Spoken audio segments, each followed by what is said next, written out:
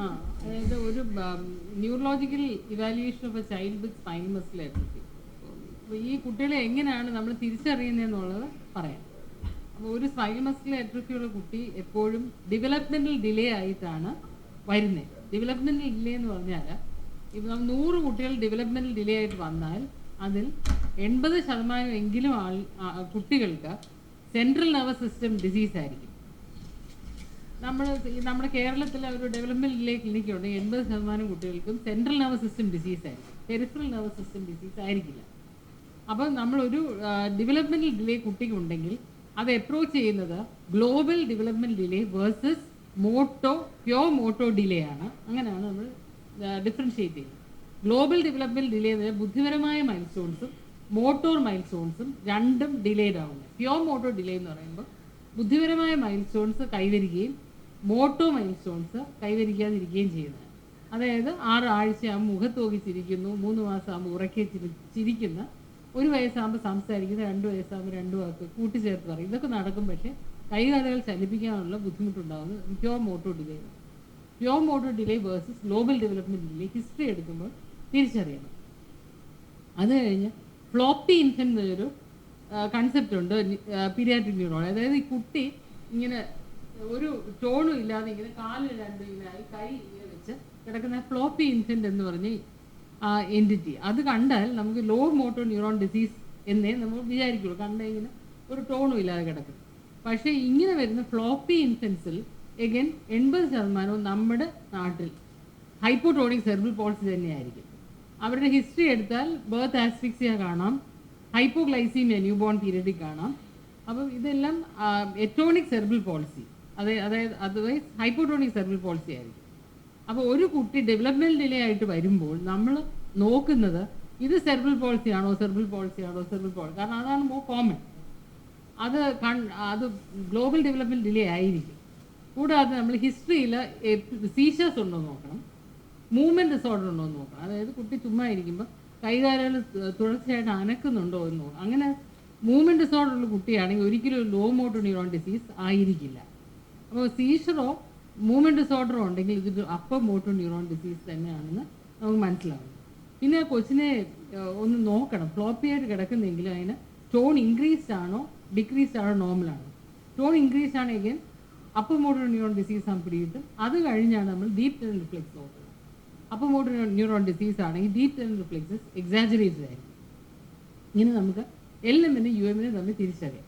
അപ്പം ഈ ഫ്ലോപ്പി ആയിട്ടുള്ള കുട്ടികൾ ഒരു 20% കാണുള്ളൂ നമ്മൾ ഒരു ഡെവലപ്മെൻറ്റ് ഡിലേ ക്ലിനിക്. ഈ കണ്ട ഫ്ലോപ്പി ഇൻഫൻസിനെ നമ്മൾ ലൈൻ ലിസ്റ്റ് ചെയ്താൽ അതിൽ തന്നെ 80% ഹൈപ്പോട്ടോണിക് സെർബൽ പോൾസി ആയിരിക്കും. അതിൻ്റെ ബാക്കിയുള്ള 20% നമ്മൾ കുറേ ദിവസം കൊണ്ട് നമ്മൾ കളക്ട് ചെയ്ത് വെച്ചാൽ അവരൊക്കെ എലമെൻറ്റ് ലോ മോട്ടോർ ന്യൂറോൺ ഡിസീസാണ്. ലോ മോട്ടോർ ന്യൂറോൺ എന്ന് പറഞ്ഞാൽ ആൻറ്റീരിയർ ഹോൺസിൽ, അതായത് സ്പൈനൽ കോഡിലെ സ്പൈനൽ നെർവ്സ് ഇറങ്ങി വരുന്ന ആ തുടക്കം ആണ് ആൻറ്റീരിയർ ഹോൺസിൽ. പിന്നെ അത് ഇറങ്ങി വരുന്ന റാഡിക്കൽസ്, പോളി റാഡിക്കലോപ്പതി ആകാം, പിന്നെ ന്യൂറോപ്പതി ആകാം, neuro muscular junction disorder, myasthenia എന്നൊക്കെ എടുത്തു. അപ്പം മയസ്തീനിയ മസിൽ ഡിസോർഡർ ഇതിലേതും ആകാം. പക്ഷേ സ്റ്റാറ്റിസ്റ്റിക്കലി നമ്മൾ ഈ ലോ മോട്ടോർ ന്യൂറോൺ ഡിസീസിനെ ലൈൻ ലിസ്റ്റ് ചെയ്താൽ അതിലേറ്റവും കോമൺ സ്പൈനൽ മസിൽ അട്രോഫിയാണ്. അപ്പം നമ്മളൊരു ലോ മോട്ടോർ ന്യൂറോൺ ഡിസീസ് ആണെന്ന് തിരിച്ചറിഞ്ഞു കഴിഞ്ഞാൽ ഇത് സ്പൈനൽ മസിൽ അട്രോഫി ആണോ എന്ന് നോക്കണ്ടേ. അല്ലാതെ ഇത് വല്ല മസിൽ ഡിസീസ് ആണോ എന്നല്ല. കാരണം മോർ കോമൺ സ്പൈനൽ മസിൽ അട്രോഫിയാണ്. അപ്പോൾ ഈ സ്പൈനൽ മസിൽ അട്രോഫിയും മറ്റ് മസിൽ ഡിസീസസ് തമ്മിൽ തിരിച്ചറിയുന്നത്, മസിൽ ഡിസീസ് പറയാൻ കാരണം ഈ പോളി റാഡിക്കലോപ്പതിയും ന്യൂറോമസ്കുലർ ജംഗ്ഷൻ ഡിസോർഡറും പെരിഫറൽ ന്യൂറോപ്പതിയും വളരെ അൺകോമൺ ആണ്. ആൻറ്റീരിയർ ഹോൺസിൽ കഴിഞ്ഞാൽ മസിൽ ഡിസീസ് തന്നെയാണ് കോമൺ.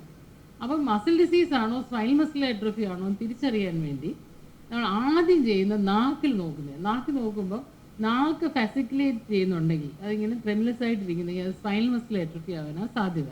പക്ഷേ ഈ നാക്കിൽ ഫെസിക്കുലേഷൻസ് ഉണ്ടോ എന്ന് നോക്കാൻ വലിയ പാടാണ്. ഈ കുട്ടി കരഞ്ഞുകൊണ്ടിരിക്കുന്ന കുട്ടിയുടെ നാക്ക് ഇങ്ങനെ അല്ലേലും ഇങ്ങനെ ഇരിക്കും.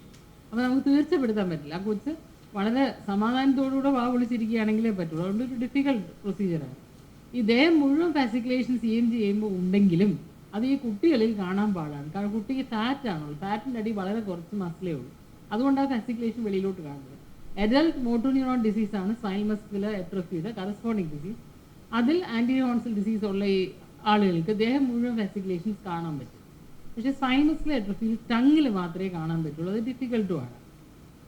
ഈ ടങ്ങിലെ ഫെസിക്കുലേഷൻ നമുക്ക് തിരിച്ചറിയാത്തിടത്തോളം കാലം പിന്നെ സ്പൈനൽ മസ്കുലർ അട്രോഫിക്ക് വേറെ എന്താണ് ഉണ്ടാവുക?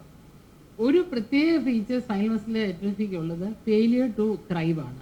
അവരുടെ ശരീരം മൊത്തം മെലിഞ്ഞു പോകുന്നതായിട്ട് നമുക്ക് കാണാം. ഇതിൻ്റെ റീസൺ എന്താണെന്ന് എവിടെയെങ്കിലും നല്ല കൃത്യമായിട്ട് എഴുതിയിട്ടുണ്ടെന്ന് എനിക്ക് അറിയില്ല. എന്നാൽ ഈ കുട്ടികൾക്ക് ആഹാരം ഇറക്കാൻ നല്ല ബുദ്ധിമുട്ടാണ്. കാരണം അവർക്ക് ഫാരഞ്ചൽ മസിൽ വീക്ക് ആയതുകൊണ്ട് ആഹാരം ഇറക്കാൻ നല്ല ബുദ്ധിമുട്ടാണ്. ഒരു നേരത്തെ മീൽ കഴിക്കാൻ അരമണിക്കൂറൊക്കെയാണ് പല കുട്ടികളും എടുക്കുന്നത്. ഇതല്ലാതെ തന്നെ ആൻറ്റിയോൺസിൽ ഡീജനറേറ്റ് ചെയ്യുന്നതുകൊണ്ട്, ആ മസിൽസ് ഡീജനറേറ്റ് ചെയ്യുന്നതുകൊണ്ടാണോ എന്ന് അറിഞ്ഞുകൂടാ, നല്ല ഫെയിലിയർ ടു ത്രൈവ് ആയിരിക്കും. കൂടാതെ ഈ വേസ്റ്റിംഗ് കൂടുതൽ പ്രോക്സിമലായിരിക്കും. നമ്മൾ ഗ്ലൂട്ടിൽ റീജനോ പെക്ടൽ റീജനോ നോക്കുകയാണെങ്കിൽ അവിടെ നല്ല വേസ്റ്റിംഗ് കാണാൻ പറ്റും. പിന്നെ ഫെസിക്കുലേഷൻ കാണാൻ പറ്റില്ല ഈ കൊച്ചു കുട്ടികളിൽ. പിന്നെ നമ്മൾ ടോൺ നോക്കുമ്പോൾ ടോൺ നല്ല ഹൈപ്പോട്ടോണിക് ആയിരിക്കും, DTR ആബ്സെൻ്റ് ആയിരിക്കും. വേറെ മസിൽ ഡിസീസിൽ ഈ DTR ആബ്സെൻ്റ് ആകാമെങ്കിലും സാധാരണ അത് പ്രസൻ്റ് ആയിരിക്കും. ചിലപ്പോൾ അത് എക്സാജറേറ്റഡ് പോലെ ഇരിക്കുകയും ചെയ്യും. അപ്പോൾ ഈ സ്പൈനൽ മസ്കുലർ അട്രോഫി കുഞ്ഞു കുട്ടികളിൽ നമ്മൾ തിരിച്ചറിയാൻ ഇങ്ങനെ പഠിക്കണം. അതുപോലെ 3, 4, 5 വയസ്സിലും പ്രത്യക്ഷപ്പെടുന്ന ആദ്യമായിട്ട് സിംറ്റമാറ്റിക് ആവുന്ന സ്പൈനൽ മസ്കുലർ അട്രോഫി ഉണ്ട് എന്ന് നിങ്ങളിപ്പോൾ ഇന്ന് കേട്ട് കാണുമല്ലോ. അപ്പോൾ 3, 4, 5 വയസ്സുകളിൽ ഉണ്ടാകുന്ന സ്പൈനൽ മസ്കുലർ അട്രോഫി ആ കാലഘട്ടത്തിൽ ഉണ്ടാകുന്ന ഏറ്റവും കോമൺ ആയിട്ടുള്ള മസിൽ ഡിസീസാണ് Duchenne muscular dystrophy. Duchenne muscular dystrophy പോലെ തന്നെ ഇരിക്കും. കാരണം ഈ 3, 4, 5 വയസ്സുകളിൽ ഉണ്ടാകുന്ന സ്പൈനൽ മസ്കുലർ അട്രോഫിക്ക് കാഫ് മസിൽ ഹൈപ്പർട്രോഫിയാണ്. അത് ഡ്യൂഷീൻ മസ്കുലർ ഡിസ്ട്രോഫിക്ക് ഉള്ളതാണ്. അപ്പോൾ ഒറ്റ നോട്ടത്തെ ആ കാഫ് അങ്ങനെ ഉരുണ്ടിരിക്കുന്നതാണ്. അപ്പോൾ ഡ്യൂഷീൻ മസ്കുലർ ഡിസ്ട്രോഫി അത് വിചാരിക്കും. അത് തമ്മിൽ തിരിച്ചറിയുന്നത് എങ്ങനെയാണെന്ന് വെച്ചിട്ടുണ്ടെങ്കിൽ angle jerk spinal muscular അട്രോഫിയിൽ absent ആയിരിക്കും. അത് പറയാൻ എളുപ്പമുണ്ടെങ്കിലും ഈ സ്പൈനൽ മസ്കുലർ അട്രോഫി ഉള്ള കുട്ടികൾക്ക് ആംഗിൾ ജോയിൻ്റ് കൺട്രാക്ചർ അടിച്ചിരിക്കുകയായിരിക്കും. അതുകൊണ്ട് ആംഗിൾ ജേർക്ക് നോക്കാൻ പാടാണ്. അതുകൊണ്ട് അങ്ങനെ അങ്ങ് തിരിച്ചറിയാൻ പറ്റത്തില്ല. റിയലി നമ്മൾ CPK വിടുമ്പോൾ CPK ഡ്യൂഷീൻ മസ്കുലർ ഡിസ്ട്രോഫിയിൽ 10,000 അല്ലെങ്കിൽ 20,000 ആയിരിക്കും. സ്പൈനൽ മസ്കുലർ അട്രോഫിയിൽ ബോർഡർ ലൈൻ ഇൻക്രീസ് കാണത്തുള്ളൂ. 200, 300, കൂടിപ്പോയി 500 ആയിരിക്കും.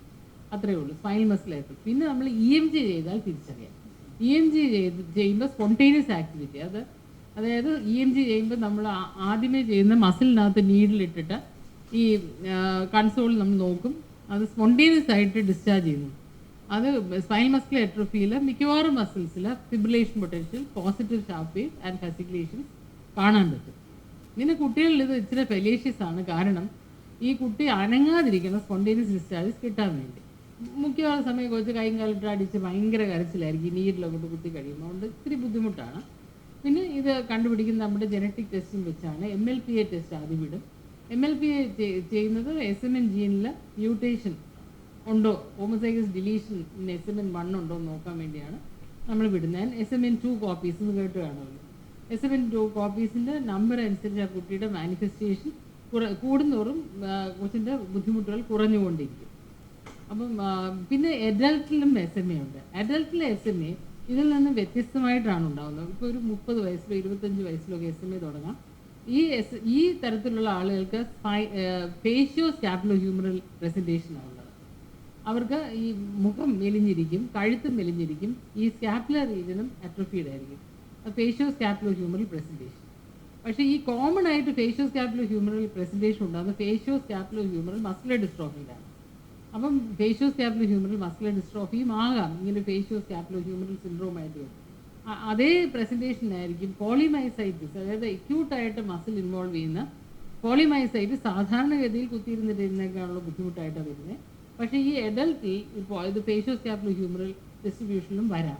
അപ്പോൾ അത് ആ ഹിസ്റ്ററിയിൽ നിന്ന് 2, 3, 4 കൂടിപ്പോയ 6 മാസമേ ആയിട്ടുള്ളൂ ഈ വീക്ക്നെസ് വന്നതെങ്കിൽ പോളിമൈസൈറ്റിസും ആകാം. അതുപോലെ മൈറ്റോകോൺഡ്രിയൽ സൈറ്റോപതി എന്ന് പറഞ്ഞൊരു നിങ്ങൾ കേട്ട് കാണുമല്ലോ. മൈറ്റോകോൺഡ്രിയയിൽ ഉണ്ടാകുന്ന ബുദ്ധിമുട്ട് കൊണ്ടുണ്ടാകുന്ന പലതരത്തിലുള്ള രോഗങ്ങളുണ്ട്. അതിലൊന്ന് ഈ മയോപ്പതിയാണ്. ആ മയോപ്പതി ഈ പ്രായത്തിൽ 20, 30 വയസ്സുകളിൽ ഫേഷ്യോ സ്കാപ്പുലോ ഹ്യൂമറൽ ഡിസ്ട്രിബ്യൂഷനിലായിരിക്കാം വരുന്നത്. അങ്ങനെ 4 ഡിഫറൻഷ്യൽ ഡയഗ്നോസ് ഉണ്ട്. SMA മാത്രമല്ല, polymyositis, mitochondrial cytopathy, facio scapulo humeral muscular dystrophy. അപ്പോൾ facio scapulo humeral muscular dystrophy autosomal dominant ആയതുകൊണ്ട് അമ്മയും അച്ഛനെ ഇങ്ങനെ നോക്കിയെങ്കിൽ ഒരാൾക്ക് ഇത് ഉണ്ടാവണം. അങ്ങനെ തന്നെ അത് കണ്ടുപിടിക്കാം. പിന്നെ പോളിമൈസൈറ്റിസ് ആണെങ്കിൽ വളരെ ഷോർട്ട് ഡ്യൂറേഷൻ ആയിരിക്കും.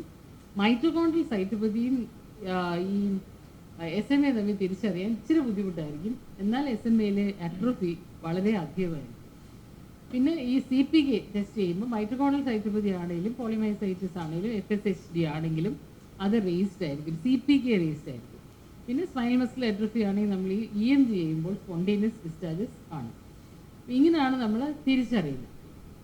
പിന്നെ സ്പൈനൽ മസ്കുലർ അട്രോഫി ഉള്ള കുട്ടികളിലുണ്ടാകുന്ന ന്യൂറോളജിക്കൽ പ്രോബ്ലംസ് എന്തൊക്കെയാണ്?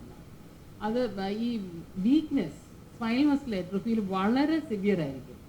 ആ വീക്ക്നെസ് കാലിലായിരിക്കും കൈയേക്കാളും കൂടുതലുള്ളത്. പ്രോക്സിമൽ വീക്ക്നെസ് ആണ് ഡിസ്റ്റൽ വീക്ക്നെസ്സിനേക്കാളും കൂടുതലുള്ളത്. ഈവൻ വളരെ ചെറിയ പ്രായത്തിൽ തന്നെ കാലിൻ്റെ വീക്ക്നെസ് ഇസ് സോ മച്ച്, കാലിൽ ഒട്ടുമേ അനക്കാൻ പറ്റത്തില്ല. ഡിസ്റ്റലായിട്ട് മാത്രം ഈ ആംഗിൾ ഇങ്ങനെ അനക്കാൻ മാത്രമേ 1 വയസ്സിന് താഴെ വരെ പറ്റുള്ളൂ. ആ വീക്ക്നെസ് തന്നെ ഓരോ ദിവസം കൂടുന്തോറും കൂടിക്കൊണ്ടേയിരിക്കുന്നു. മാത്രമല്ല ഈ വളരെ ചെറിയ കുട്ടിക്ക് നമ്മൾ നോക്കുമ്പോൾ കാണുന്ന ഈ പാരഡോക്സിക്കൽ റെസ്പിറേഷൻ കാണാം. അതായത് നമ്മൾ ശ്വാസം എടുത്ത് വിടുമ്പം ഈ ആബ്ഡമിനും പിന്നെ തോറാക്സും വളരെയധികം ഇങ്ങനെ എന്താ പറയുക, ശ്വാസം എടുക്കുമ്പോൾ നമ്മൾ സാധാരണ നമ്മൾ ചെസ്റ്റ് പൊങ്ങുകയും ആബ്ഡമിൻ താഴ്ത്തു പോയത്, ഇത് ശ്വാസം എടുക്കുമ്പോൾ ആബ്ഡമിൻ വെളിയിലോട്ട് വരും. അപ്പം ആ സീസോ റെസ്പിറേഷൻ, ആ അബ്ഡോമിനൽ റെസ്പിറേഷൻ കാണാൻ പറ്റും ഈ സ്പൈനൽ മസ്കുലർ അട്രോഫി കുട്ടികളിൽ. സോ ഓൾസോ ഈ കൈ അത്രയും വീക്ക് ആയിരിക്കില്ല. ആസ് ഡേയ്സ് ഗോ ബൈ കൈയുടെ വീക്ക്നെസ് കൂടി വരുന്നു. കൂടാതെ ഈ ഇറക്കാനുള്ള ബുദ്ധിമുട്ട് ഞാൻ നേരത്തെ പറഞ്ഞ പോലെ കാണും. ചിലപ്പോൾ തീരെ ഇറക്കാൻ മേലാത്ത കുട്ടികളായിരിക്കും. പിന്നെ ഈ ഈസോഫാഗസും എല്ലാ മസിൽസും എഫക്റ്റഡ് ആയിട്ട് ഈസോഫാഗസ് ഒക്കെ എഫക്റ്റഡ് ആകാം. അതുകൊണ്ട് തികട്ടിയും വരാൻ, കഴിക്കുന്ന ആഹാരം തികട്ടി വരാം. പിന്നെ കഴിച്ചുകൊണ്ടിരിക്കുമ്പോൾ നെറുകെ കയറാം. ഈ പാരൻസ് ഒക്കെ വീക്ക് ആയതുകൊണ്ട് പ്രത്യേകിച്ച് വെള്ളം കുടിക്കുമ്പോൾ നെറുകെ കയറി പോകുന്ന അനുഭവം ഉണ്ട്. അതുകൊണ്ട് തന്നെ ഇവർക്ക് കഴിക്കാൻ മടിയായിരിക്കും. ഓരോ തവണയും കഴിക്കുമ്പോൾ എരി മണ്ടയ്ക്ക്, അതുകൊണ്ടും കൂടെ ആയിരിക്കാം ഇവരിങ്ങനെ മെലിഞ്ഞു പോകുന്നത്. പിന്നെ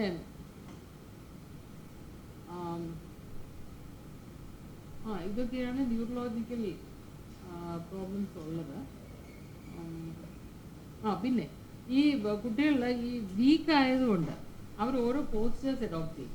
നടക്കാൻ മേലാത്തതുകൊണ്ട് വീൽ ചെയറും മെക്കനൈസ് വീൽ ചെയറൊക്കെ ഉണ്ടെങ്കിൽ അങ്ങോട്ടും ഇങ്ങോട്ടും പോകാൻ പറ്റുള്ളൂ. ഈ മെക്കനൈസ് വീൽ ചെയർ കിട്ടിക്കഴിഞ്ഞാൽ മുട്ട് ഇങ്ങനെ 90 ഡിഗ്രി ഇരിക്കുകയായിരിക്കും. മുട്ടൊക്കെ 90 ഡിഗ്രിയിൽ കൺട്രാക്ട് ചെയ്യും. അപ്പോൾ അത് പ്രത്യേകിച്ച് എന്താ പറയുക, ടാർഗറ്റ് ചെയ്ത് ഫിസിയോതെറപ്പിയും സ്ലിൻസും ഒക്കെ കൊടുക്കേണ്ടി വരും. സോ ഓൾസോ ഇരിക്കാൻ തുടങ്ങി കഴിയുമ്പോഴാണ് ഇവർക്ക് വീക്ക് ആയതുകൊണ്ട് ഏതെങ്കിലും ഒരു പോസ്റ്ററിൽ തൊട്ട് മാറിയിരിക്കുന്നത്. അങ്ങനെ ആയിരിക്കുന്ന ഈ സ്കോളിയോസിസ് ഭയങ്കരമായിട്ട് വരുന്നത്. അതിനുള്ള പ്രതിവിധി എന്താണെന്ന് ഫിസിക്കൽ മെഡിസിൻ ചോദിച്ചാലേ അറിയാവൂ. ഏതായാലും ഇരിക്കാൻ തുടങ്ങി ഇരിക്കുന്ന കുട്ടികളിലാണ് ഈ സ്കോളിയോസിസ് വരുന്നത്. അതുകൊണ്ട് ഇവരെ ഫുൾ ടൈം കിടത്തണോ, അതിൻ്റെ ആൻസർ അതാണോ എനിക്ക് അറിഞ്ഞുകൂടാ. ഇരിക്കുന്ന കുട്ടികളിലാണ് ഈ സ്കോളിയോസിസ് ആയിട്ടുള്ളത്. സ്കോളിയോസ് ആണ് ഇവരുടെ വലിയൊരു പ്രോബ്ലം. ഒന്ന് കാണാനുള്ള ആ ഒരു ബുദ്ധിമുട്ട്, 2 റെസ്പിറേറ്ററി ലങ് ഡിസീസ് ഉണ്ടാവും, ശ്വാസം എടുക്കാനുള്ള ബുദ്ധിമുട്ടാണ്. പിന്നെ ഇവർക്ക് ഭയങ്കര വേദനയുമാണ്. ഈ സ്കോളിയോസിസ് ഉള്ള കുട്ടികൾക്ക് തന്നെയാണ് ഓൾമോസ്റ്റ് എല്ലാവർക്കും ഹിപ്പ് ഡിസ്ലൊക്കേറ്റഡുമാണ്. ആ ഹിപ്പ് ഡിസ്ലൊക്കേഷൻ മനസ്സിലാക്കി അത് കറക്റ്റ് ചെയ്യണം എന്ന് ഞാൻ വിചാരിക്കുന്നു. പക്ഷേ എന്നിരുന്നാലും അത് കറക്റ്റ് ചെയ്തിട്ട് കാര്യമില്ലെന്നൊക്കെ ഓർത്തോപെഡിക് സർജൻ പറയുന്നത് കേട്ടായിരുന്നു. എക്സാക്ട്ലി ആൻസർ എനിക്കറിഞ്ഞത്. പക്ഷേ സ്കോളിയോസിസും ഹിപ്പ് ഡിസ്ലൊക്കേഷനും നീ കൺട്രാക്ചറും ഭയങ്കര പ്രശ്നം. നീ കൺട്രാക്ചർ ഉള്ളവർക്ക് ഭയങ്കര വേദനയാണ്. ആങ്കിൾ കൺട്രാക്ചർ ഉള്ളവർക്ക് അത്രയും വേദന കണ്ടില്ല. പിന്നെ അപ്പർ ലിംബിലും ഈ എൽബോയുടെ അവിടെ കൺട്രാക്ചർ ഉണ്ടായിരുന്നു. പിന്നെ ഇവരുടെ വേറൊരു പ്രത്യേകത, ഈ വിരലുകളെല്ലാം ഭയങ്കര ലാക്സ് ആണ്. ഈ ഹാൻഡിൻ്റെ വിരൽ ഭയങ്കര ലാക്സ് ആണ്. അതുകൊണ്ട് അവർക്ക് ഉണ്ടാകുന്ന ബുദ്ധിമുട്ടുകൾ എന്താണെന്ന് ചോദിച്ചാൽ എനിക്ക് എക്സാക്ട്ലി അറിഞ്ഞത്. പക്ഷേ അത് ഭയങ്കര ലൂസാണ് വിരലുകൾ. പിന്നെ ഈ കുട്ടികളിൽ ഈ 3 ഇയേഴ്സിന് മുകളിലുള്ള കുട്ടികൾ SMA ഉള്ളപ്പം അവർക്കൊരു പ്രത്യേകതയുണ്ട്. അവർക്ക് പോളി മിനി മൈക്ലോണസ് ഒരു സംഭവമുണ്ട്. അവരുടെ കൈ നോക്കിയാൽ ഇങ്ങനെ പുഴു പോലെ അനങ്ങുന്നതാണ്. അത് വെച്ച് തന്നെ ഇത് സ്പൈനൽ മസ്കുലർ അട്രോഫിയാണ് നമുക്ക് തിരിച്ചറിയാൻ പറ്റും. പിന്നെ കുറച്ചുകൂടെ അഡ്വാൻസ് ആയിട്ട് റൂട്ടിൽ ചുമ്മാ ഇരിക്കുമ്പോൾ ഈ വിരലും ഇങ്ങനെ പാർക്കിൻസൺ ഡിസീസ് പോലെ അനങ്ങുന്നതാണ്. അത് പാർക്കിൻസൺ ഡിസീസിൻ്റെ ട്രെമർ അല്ല, പക്ഷേ പോളി മിനി മൈക്ലോണസ് ആണ്. ആൻറ്റീരിയർ ഹോൺസെല്ലിൽ നിന്ന് വരുന്ന ഡിസ്ചാർജസ് കാരണം ഈ ഫാസിക്കുലേറ്റഡ് ട്രെമറാണ്. ഇവിടെ മസിൽ ഫാസിക്കുലേറ്റ് ചെയ്യുന്നതുകൊണ്ട് ഈ വിരലിങ്ങനെ അനങ്ങുന്നത്, അതും കാണാൻ പറ്റുന്നുണ്ട്. പിന്നെ ഈ വളരെ വീക്കായിട്ട് പല കുട്ടികളും ഈ മുട്ട മടക്കി അങ്ങ് ഇരിക്കുക തറയിലൊക്കെ. അങ്ങനെ മുട്ട ചില കുട്ടികളുടെയൊക്കെ മടങ്ങി അങ്ങനെ കൺട്രാക്റ്റഡായി നോക്കാൻ മേലാത്ത കുട്ടികളും വന്നായിരുന്നു. ഫിസിയോതെറപ്പിസ്റ്റിൻ്റെ റോള് വളരെ കൂടുതലാണ് കേട്ടോ, കാരണം ഇവർക്ക് ഈ കൺട്രാക്റ്റുകൾ വരുന്നു. പിന്നെ ഈ ഫിസിയോതെറപ്പി കൊണ്ട് മസിൽ മാസ് കൂട്ടാൻ പറ്റുമെന്ന് എനിക്കറിയില്ല. പറ്റില്ല. മെയിൻറ്റെയിൻ ചെയ്തു. ആ ആ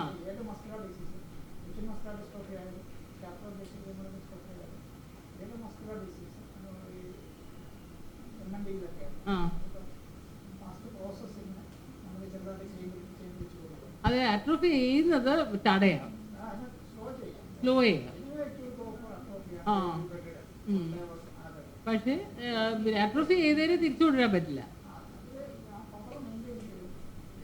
അട്രോഫി ചെയ്ത് തിരിച്ചു കൊണ്ടുവരാൻ പറ്റില്ലല്ലേ? പക്ഷെ ഞാൻ കണ്ടിട്ടുണ്ട് ചില മെലിഞ്ഞ ആണുങ്ങളൊക്കെ നമ്മുടെ ജിമ്മിൽ വന്നിട്ട് ഇവർ ഈ ബോൾ ഇട്ട് തിരുമ്പുന്നത് ഇപ്പം മസിൽ വലുതാക്കാന്ന് പറഞ്ഞു. കുറേ നാൾ കഴിഞ്ഞാൽ അവർക്ക് മസിലൊക്കെ വലുതാവുന്നേ കാണാം. നോർമൽ പോപ്പുലേഷൻ ആൻറ്റി കൗൺസിലും കൂടെ വേണം. ആ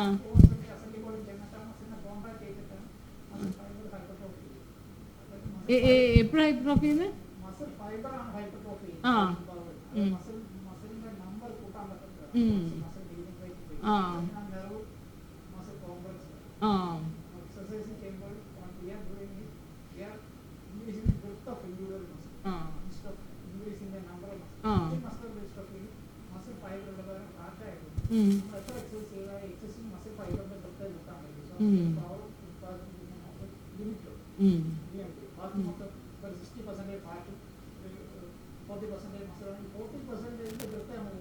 അതെ.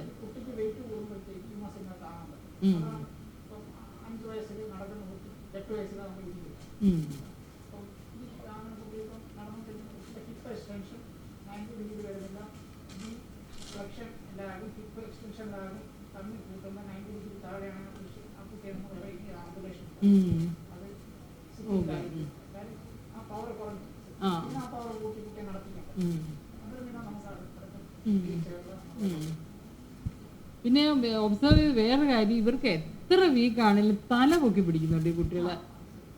അത് ഒരു അതിശയമാണ്. പക്ഷേ കാലാണ് ആദ്യം വീക്കാവുന്നത്, അതിങ്ങനെ പൊങ്ങി പൊങ്ങിയാണ് കഴുത്തുവരെ എത്തുന്നത്. പക്ഷേ ആ തല അവസാന വീക്കാവുന്നത്. അവർ എത്ര വീക്കാണെങ്കിലും കഴുത്ത് നേരെ പിടിക്കാൻ പറ്റുന്നുണ്ട്, തലേനയ്ക്കകത്ത് മൂക്ക് പോയാൽ എടുത്തു മാറ്റാൻ പറ്റുന്നുണ്ട്. അതെല്ലാം ഒരു ഒബ്സർവേഷനാണ്.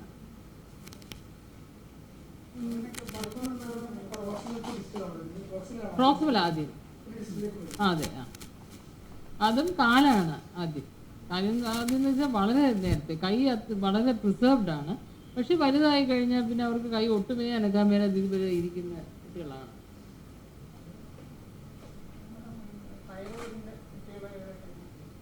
തൈറോയ്ഡ് ആ ആ ഹൈപ്പോട്ടോണിയ ആയിട്ടോ? തൈറോയിഡിൻ്റെ കൊണ്ട് ഹൈപ്പോട്ടോണിയ ആയിട്ടൊരു കുട്ടിയെ കാണണമെങ്കിൽ 20 വർഷം വർക്ക് ചെയ്ത് രണ്ടുപേരെ കാണാൻ പറ്റുള്ളൂ. അത്ര അൺകോമൺ ആണ്, അത് വളരെ അൺകോമൺ ആണ്.